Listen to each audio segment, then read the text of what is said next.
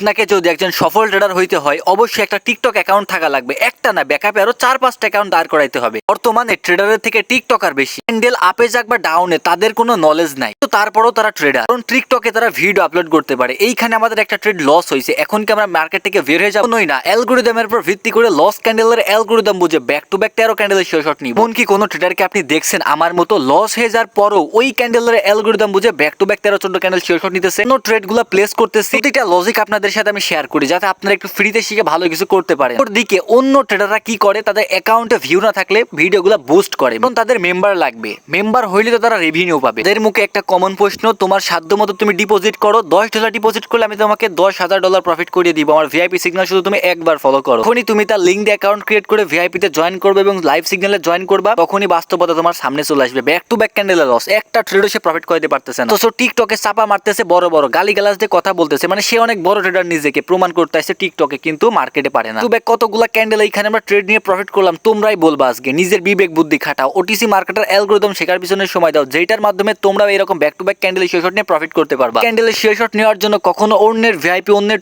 Tournament বা compounding আপনাকে join করা লাগবে না। Back to back share shot আপনার কাছে পানির মতো সহজ যখন আপনি অ্যালগরিদমের সিক্রেট বিষয়গুলো বুঝতে পারবেন।